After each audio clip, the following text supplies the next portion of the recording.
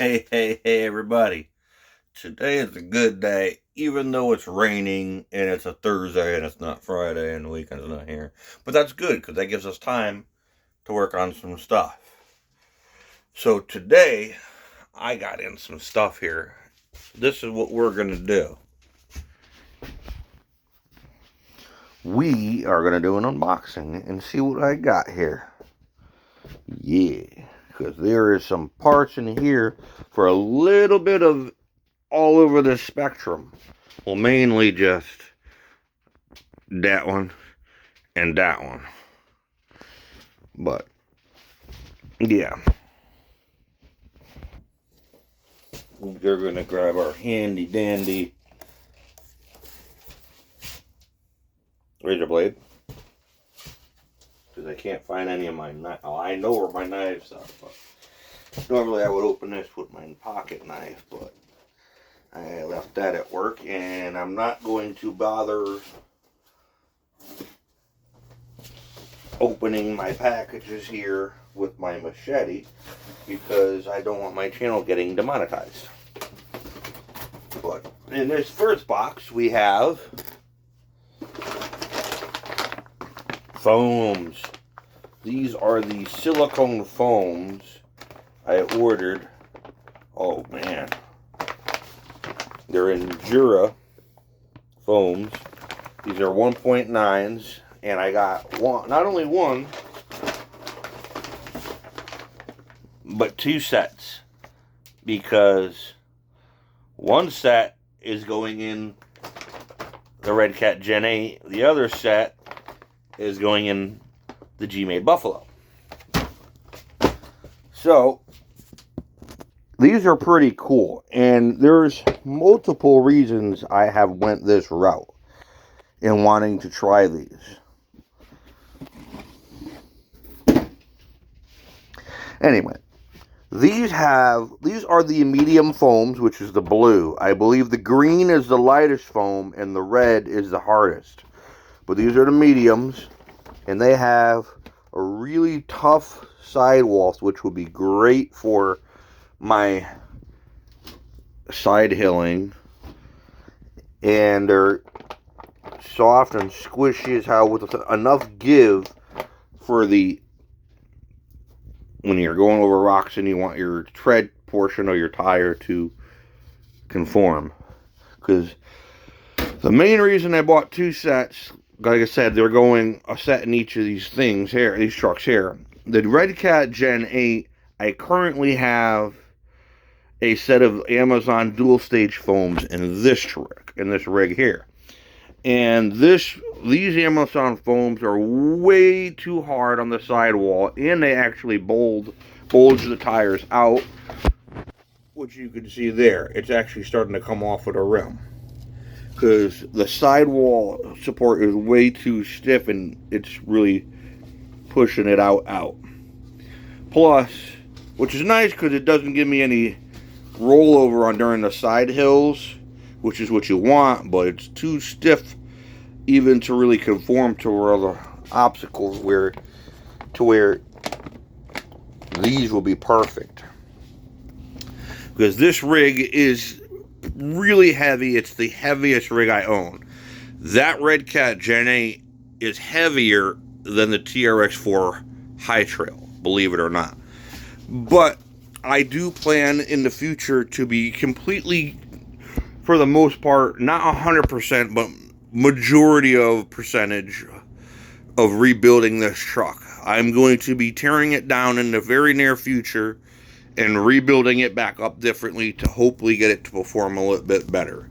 Taking a lot of this unnecessary or unneeded weight, or seeing where the weight is more beneficial and not. Obviously 90% of it weight is going to be beneficial most in the front, but I'm going to really play around and do my homework with this and try to get this dialed in a lot better. But it's going to start with getting better foams so I could have little better performance with the tires, because these are the Voodoo KLRs, and they're a great forming tire on the rocks. I have not tried them yet on the trails, So, well, I think there'll still be a good tire for the trail as long as I can get a good foam in there, which is the route I went with these. Another reason I went with these silicone rubber Endura foams is because I like to take my trucks to the water. Fresh water on all the hiking trails and stuff, but I mainly go on fresh water, like streams and stuff like that. I have taken other older ones in water at the beach when I've gone to some obstacles, and obviously, yes, it's bad for it. But yes, if you take care of your trucks after each run and do the necessary cleaning and precautions, then you're fine. Believe it or not, despite what others say, there's maintenance in these things. You could take it out on a regular day onto the dirt, and if you don't clean it up after it and take care of it and relube things and do your maintenance, you're still going to have the same issues you would if you went through salt water, so no big deal. But anyway, there's maintenance in everything and maintenance behind anything. That's how you keep the longevity of these things and keep them going good. But my biggest thing, like I said, half the fun is going through muddier trails and water streams on some of the obstacles and areas where I go on these trails. But that's mainly why I wanted the rubber silicone foams, because these rubber silicone foams are rubber. So you ain't got to worry about foams absorbing the water like a sponge and then going to heck. With a rubber silicone, you can play all you want and not have to worry about destroying your foams, which is the main route. But also, I wanted to try this design because, like I said, they're very stiff. They're stiff for the side wall, which is good, so you can do your side hilling obstacles and not worry. But they're soft on for where the tread part's going to be, so you can still conform and bite the tire to your rocks or whatever you're trying to crawl up. So that's what the first thing I got is, and what I'm gonna take out of the package, well, not out of the box there, and the first thing we're gonna check out. Now we're gonna open this up, which I already know what this is, but y'all don't know what it is. But I'm excited I finally got it. I even rushed for the quicker shipping because I really wanted to check this out. But let's get into this. This here was another, I guess you could say, impulse buy. I guess you could say not an impulse buy, because I did plan on getting another one. A while back, I had a 1/24 scale. I think it was Banggood's Hobby Tetra something something TRX or 20, no, not TRX, something TRX, something 24 scale. It was basically a 1/24 scale crawler, and I liked it a lot. It didn't perform as great as I thought it was going to, or I really was hoping for, but this is cool. I could say this. I could use it for like packing or something. I don't know. I'll figure it out. There goes my light kit for the TRX4 for the rock lights. Don't lose that. Yes. But before I pull that out, after I sold that, I said to myself, someday I'll definitely get another one, and been wanting to get another one. I've been looking at all the ones that are out there on the market now, doing some homework, looking at all the videos to really gauge which one is going to be a better fit for me and what I like and what I'm going to get for the money, and the features that I'm going to get for the money I'm going to be paying for this thing. Because yes, there are other ones out there that are cheaper, and yes, there are other ones out there that are going to be probably more expensive. But for the money that I paid, I knew what I was getting and what the features were available. This was the route I know I wanted to go. And I heard a lot of good on how they perform. So we got the f.M.S 1/18 scale Toyota Landcruiser. I'll pull this out the box and we'll take a good look at this thing. I love this thing already from all the reviews. I know I'm gonna like how this thing performs. So let me pause this and I'll get right back to you guys. Yes. I got decalage. Cool. I hope it's the yellow one that I ordered, because this particular one, it comes in this color here, the blue and silver two-tone, or a completely all gray model, or the yellow, which is what I opt for. So hopefully that's what I got.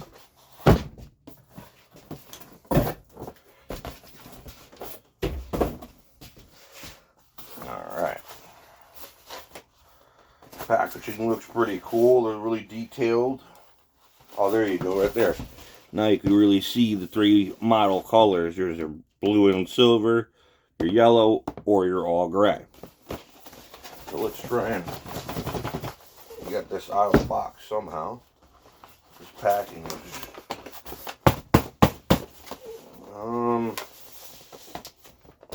Alright. We're going to do this differently.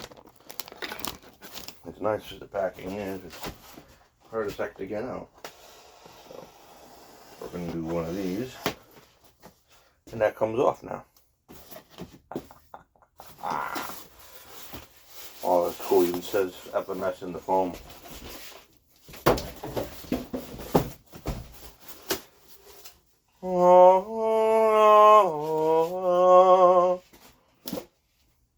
Oh yeah. Check this sucker out. Exactly what I wanted. f.M.S 1/18 scale in the yellow. Nice soft squishy tires. This here is your controller. Nice cool little tiny controller. Because I noticed there's some of the other, I think the Traxxas one, Traxxas M, has a giant ass fucking regular size TQ controller. I believe. I'm not 100% sure. I don't remember 100%. But there are other ones I've seen in other people's reviews that had come with monstrous controllers, and sometimes it's a little bit of a friggin' clunkery kind of too much going on feel. Here's my charger. Looks like I got license plates or whatever, or decals. Let's pull this puppy out. Oh, let's pull this puppy out. Oh, yeah. There's another sticker in there. Or something. I don't know what that is. But, oh, yeah. Here we go. Okay, first initial impressions here with it in front of me. It is gorgeous. Man, is it beautiful. I love the detail and craftsmanship that f.M.S puts into their rigs. Look at that. Even down to the stickers. You got your turn signal lens there. Toyota emblem in the grill. The off-road bumpers, snorkel. I love these tires. Are soft and sticky and goopy, which is nice. So they should grip nice. The roof rack with the LED lights up there. Now, the older version of this, which doesn't perform as well as this newer version, has an interior and the tailgate does open on the older version. This newer version is built on a completely different chassis underneath here, and it's a completely different chassis setup. This new chassis setup they're built these on is the same chassis setup as the other tier, the f.M.S 124 scale f.M.S's. It's the same frame, suspension setup, all that. Everything's the same, interchangeable, just longer for the Landcruiser and the 18 scale Landcruiser and the 18 scale Chevy truck body versions of these. But metal suspension links. I believe the drive shafts are plastic, but that's fine. It comes with these, I believe, last I checked on the reviews, have 180 size cam motor. All the lights in the world, as I'm sure you're familiar with the f.M.S's. Perfect weight distribution with the battery here in the front. And your ESC. I believe this is, yes, it's a 900 mAh 2S LiPo that comes in these, which is fine because it's a perfect size battery. Because what I got here for an extra battery is a Reedy 850 size battery, but I'd have to get the plugs all changed over, which is no big deal. Just changing this little guy here to that, or I've been changing the old style Deans to whatever this is for the connector if I want an extra battery. But yeah, it's a nice, cool size battery tray. You know, the features and whatnot. There's your ESC. Although, one thing I have heard about this, and I'm sure there are ways around it, is they say these electronics are water resistant versus the TRX4M, which the supposed electronics in the M are waterproof. I'm sure there's ways of like waterproofing it to make it better or worse, or blast better or whatever, but it's fine anyway. Like I said, for now, I got the big 110 scales if I want to go through water and crow crazy, which I do, but I don't know exactly so far as to what I'm really going to do with this. This probably won't see water, but it will see a lot of trail action and some rocks a lot. I'm gonna have a lot of fun with this. They got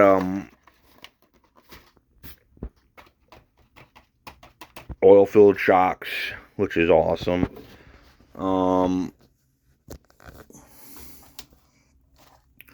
Lights up the yin yang, tail lights, headlights. I love all the scale details. Another full size spare. And I believe, memory serves me correct, yes they are. These wheels here, I'm trying to get a better picture.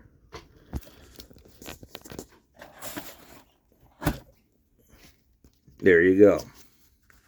See there and there.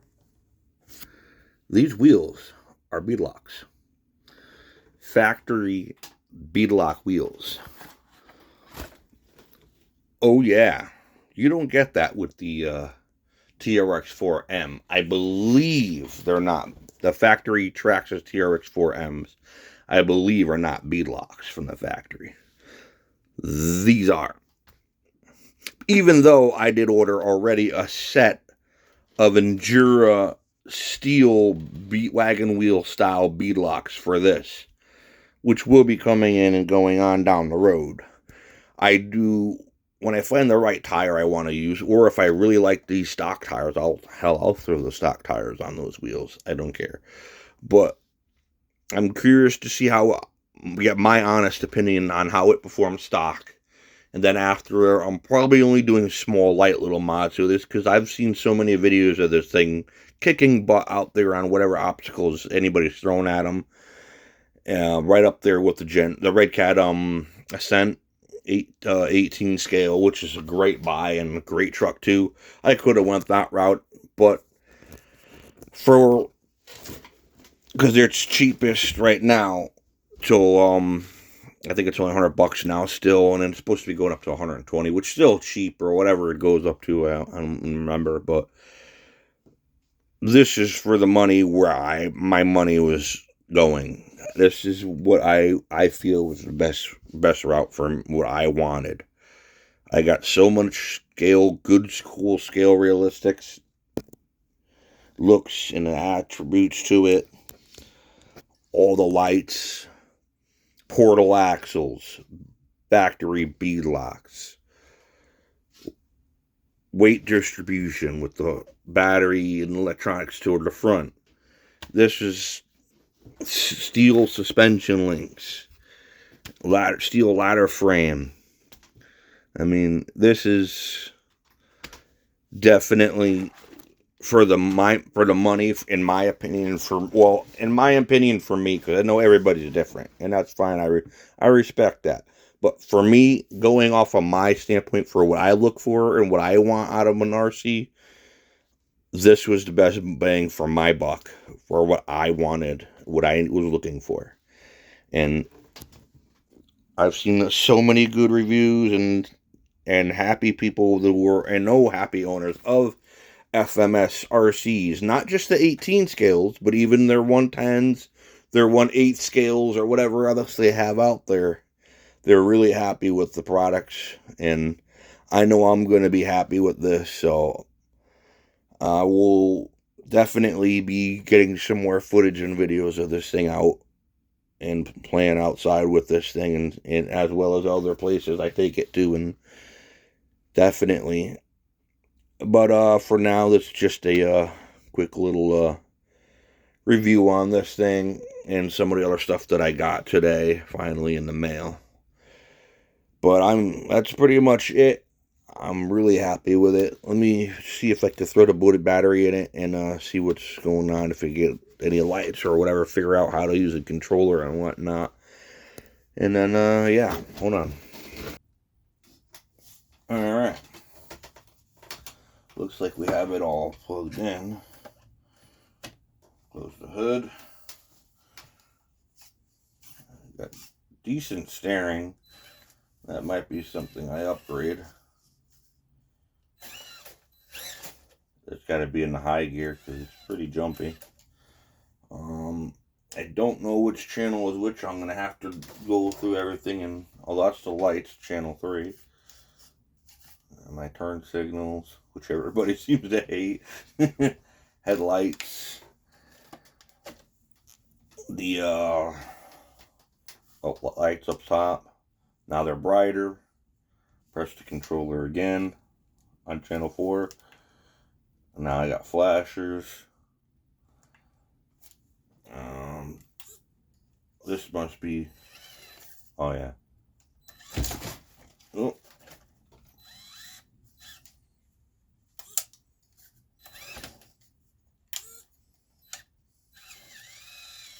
Oh yeah, there's the modulation.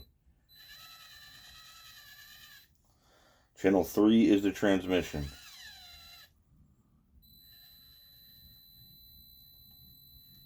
That's really slow. I like that.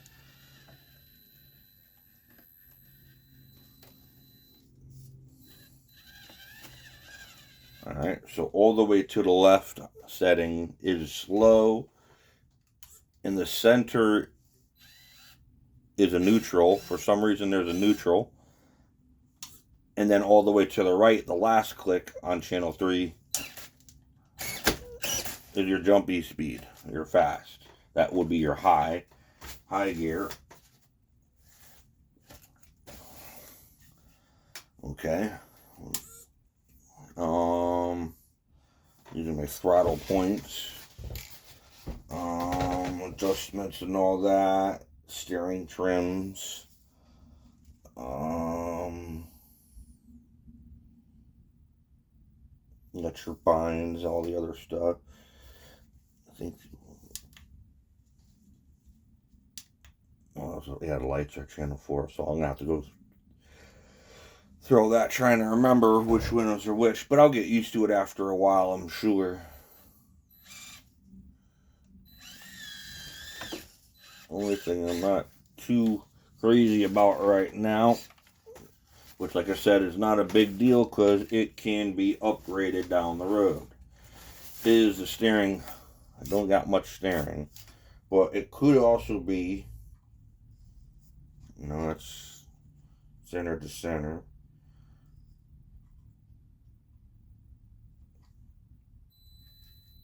That's the throttle trim. That's, okay, so this next one up there has got to be for that. Maybe. Oh, there we go. That's it. I had just the throttle trim all the way. That's what it was. Because before it was just probably about halfway. Yeah, that's what it was here. This throttle trim was only about halfway. And I didn't get much. So now, with adjusted all the way, I got more steering. So that's good then. We'll see how it holds up, because I don't plan on putting anything bigger of a tire on it. Like I said, for now, I'm most likely just gonna run that tire. But it is a great tire. It seems like it's gonna do really good and grip nice. I'll see how it goes. Like I said, it's on a beadlock wheel, so for now, I'll run these, and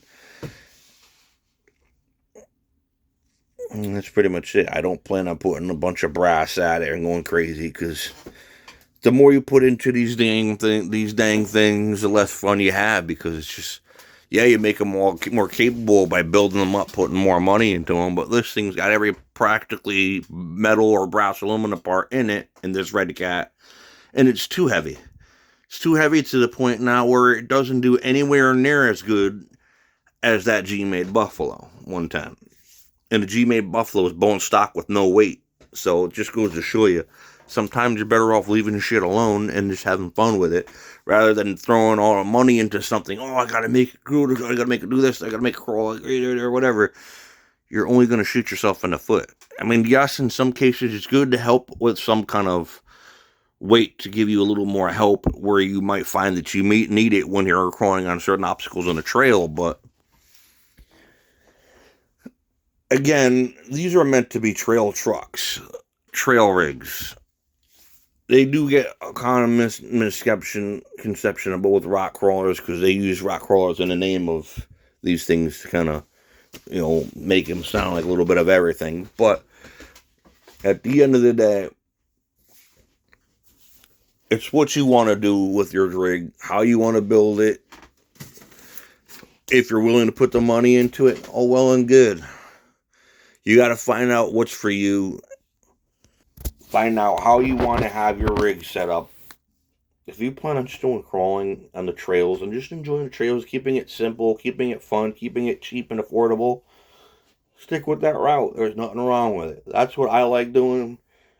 That's where I met all my friends from that are in this hobby. I met them all on the trails. We used to have all the rest of them back. We used to have more trail trucks back then, but now more or less everybody's getting into the whole crazier truck rigs, and that's fine too for them, but I'm just, I do what makes me happy, where I'm into what I like.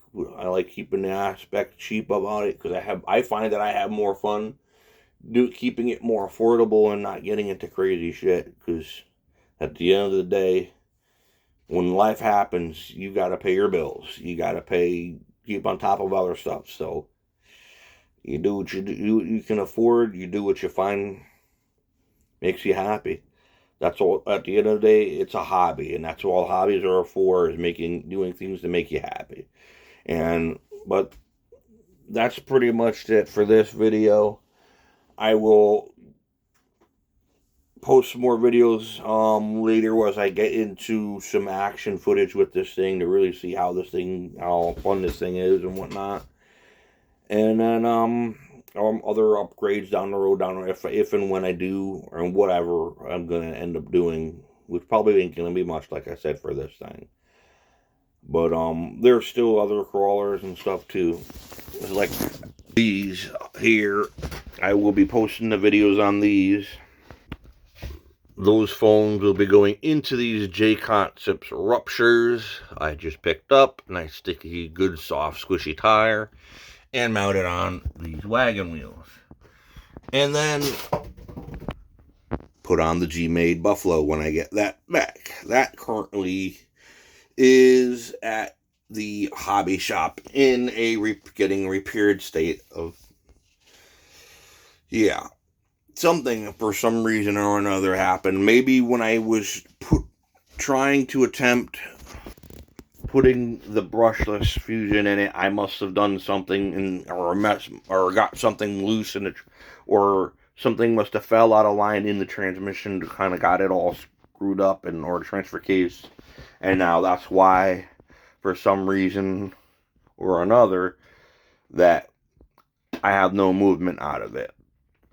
But the fusion is in it now, so it's got the good, better motor in it now. I did upgrade the steering servo to a waterproof, high torque 45 kg steering servo, so when I do get that truck back, it will be 100% and ready to rock. And I'll have these J-concepts ruptures on those wagon wheels ready to be mounted, and perfect. It will be ready to rock on the rocks and on the trails again. As for this headache, this is going to be another ways down the road thing. Maybe I'll just, because I'm going to plan pretty soon on tearing this down and then eventually rebuilding it. The fusion is going to be brushless setups coming out of it to go in the high trail. And I will be taking these wheels and tires off to change the foams into these wheels and tires. And as well, I might be changing the axles over from these metal ones to the factory plastic with small amounts of the brass, but none of the brass stuff on the back. Maybe at the very least the outer brass rear covers on the rear axle at the very least. But I don't know, like I said, too much on what I'm going to be doing, like changing and dialing stuff up on this for that matter, because it's going to be sitting for a while apart. And I might even just get rid of it for parts at that point with whatever's left of it, sell for parts. But if it does end up staying around, I'm going to eventually change it up a lot. I'm actually going to be not running this body on it anymore either. I will probably be running something like this body here on the Red Cat and kind of changing the whole thing up with this as to something a lot lighter, hopefully, that's going to actually perform a lot better as well. But that'll be a down the road for another day kind of deal with that. And who knows what'll be left of it at that point. It might even be changed and set up so differently and wildly, I don't even know. I might pick up a set of straight axles for it. Who knows? But regardless, it is what it is, and it's going to be what it's going to be. And I think it's just going to be another story for another time. You will be seeing more of the G-Made Buffalo and more of the High Trail, and definitely a lot more to look forward to of this here on the channel. So hope to see you guys, or hope to catch back up with everybody later in other later videos. Thank you all for watching. If you watched this video and you watched this far, please like, comment, and subscribe. Help make this channel grow. There will be a lot more going on, not just with RC stuff, but hopefully within the next month or year or two or whatever it comes up first, or whenever it happens, there will be other automotive content as well coming up. But yeah, peace out.